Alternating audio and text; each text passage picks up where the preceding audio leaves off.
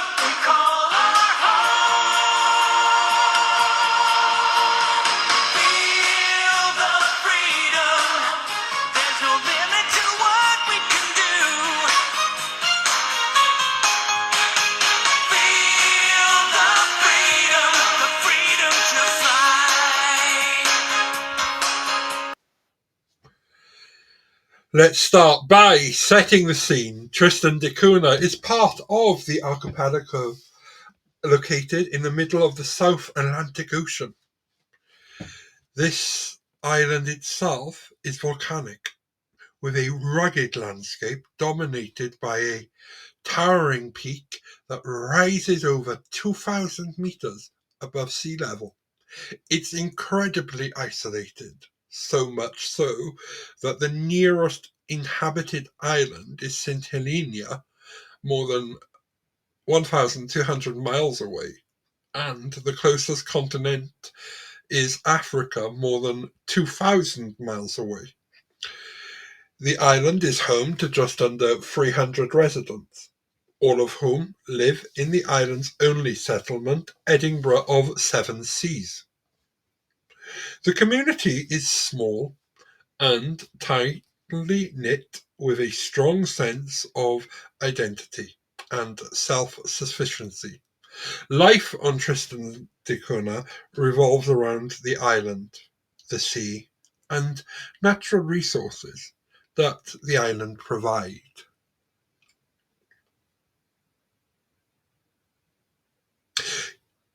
Economic survival, fishing, farming, and limited trade.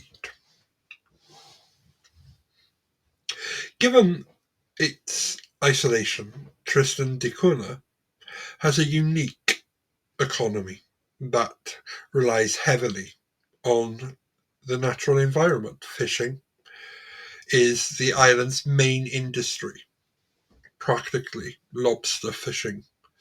The Tristan rock lobster is prized, commandery, and the island exports lobster to Europe, the United States, and Japan, which provides a critical source of income for the islanders. In addition to fishing, the community practices a small scale of farming. Each family on the island tends to their own plots of land, growing vegetables and keeping livestock like sheep and chickens, while farming is essential for local consumption. The island's rugged terrain and limited arable land mean that agriculture is primarily subsistence-based rather than a major economic driver. Due to its remote location, trade with the outside world is limited. Tristan da Cunha's only contact with the outside world is through the ships that visit each year. Supplies are shipped to the island just a handful of times annually, making it a challenge to get certain goods or to maintain regular communication with the rest of the world.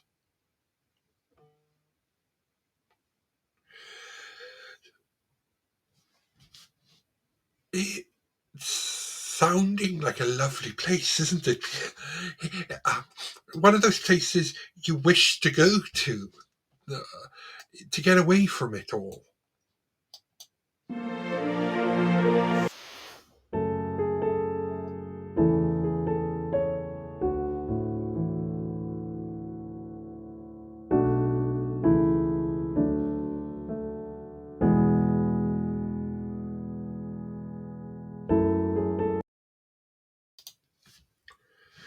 So, government and self-sufficiency and British oversight.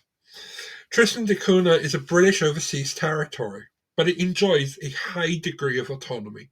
The islanders have their own local council, which handles most of the day-to-day affairs and decision-making on the island. However, as part of the wider territory of St. Helena,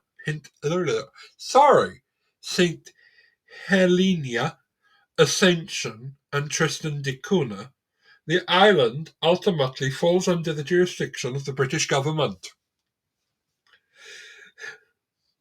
The local council is made up of elected members from the island's small population, and they work closely together to ensure that the community's needs are met. This includes everything from education and healthcare to managing the island's natural resources. Although the UK provides some financial and administrative support, the islanders take great pride in their ability to maintain a largely self-sufficient way of life. Environmental protection and sustainability. This is important, isn't it? I'm forgetting this from this series. Sustainability. We all must start thinking more sustainable. Tristan da Cunha may be remote, but its environment is fragile. The island is home to a range of unique wildlife, including several species of seabirds, penguins, and seals. The waters surrounding the island are also rich in marine life, making it sustainable fishing practices a priority for the islanders. In recent years, the island has taken steps to protect its environment by establishing one of the world's largest marine protection zones. This conservation area covers nearly 700,000 square kilometers of South Atlantic Ocean and is designed to safeguard the marine ecosystem, to prevent overfishing, and to preserve biodiversity. However, the environmental protection doesn't come without its challenges. The island's remote location means that intensive species, extreme weather, and the impact of climate change are constant concerns. The Tristan da Cunha's residents have a deep connection with their land. and sea. And they are committed to ensuring the future generations continue to live on the island. Challenges of being in isolation. Could you imagine it? There's health, there's education and communication. Living on one of the world's most remote inhabited islands comes with its fair share of challenges. One of the biggest is access to healthcare. While there is a small medical facility on the island, more complex medical treatments require residents to travel to South Africa, which can take several days by sea. The island has a visiting doctor and nurse, but the lack of a permanent hospital means that the medical emergencies can be a serious concern. Education on the island is provided through a local school that offers primary and secondary education. However, when children reach the age of 16, they often leave the island to continue their education in the United Kingdom or South Africa. This presents its own challenges, as many young islanders struggle with the culture and social differences they encounter in the outside world. And some of them enjoy it and stay. Communication with the outside world is also limited. There's no airport on Tristan da Cunha, so travel to and from the island is only possible by boat. It can take up to a week to reach South Africa, which is the island's main point of contact with the rest of the world. There's also no mobile phone coverage, and internet access is slow and unreliable, making it difficult for the islanders to stay connected to global events. Oh, wouldn't it be lovely? I wouldn't know well, I would, but I wouldn't know for like a month.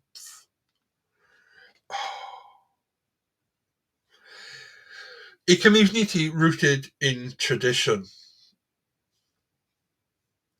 Despite the challenges of life on Tristan da Cunha, it's built around community. The island's residents are incredibly self-sufficient and resourceful. Traditional crafts, music, and storytelling play a big part in maintaining the island's cultural heritage. Islanders take pride in their ability to live sustainably and to work together to preserve their unique way of life. Each year, the island holds several community events, including the Tristan da Cunha Day celebrations, where islanders come together to celebrate their history, culture, and achievements. The island's isolation has fostered a strong sense of solidarity and cooperation, which has helped Tristan da Cunha weather many storms, both literally and metaphorically.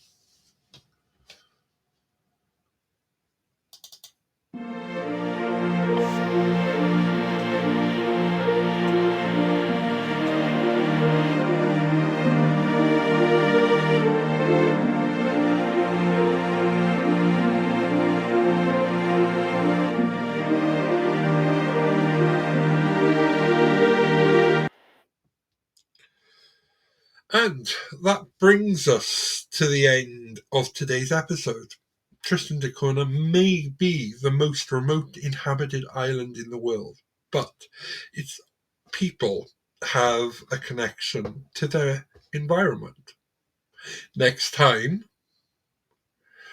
on Around the World Today, we'll be visiting Turks and Caicos Islands, a tropical paradise. Actually, no, we won't.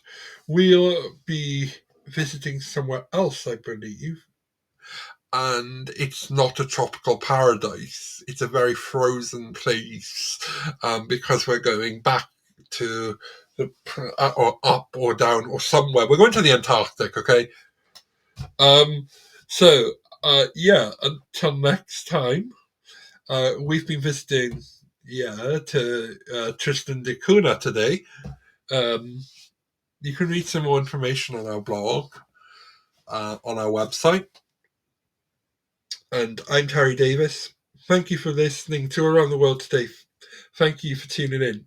And don't forget, subscribe so you don't miss our next episode. Until next time, have a great day.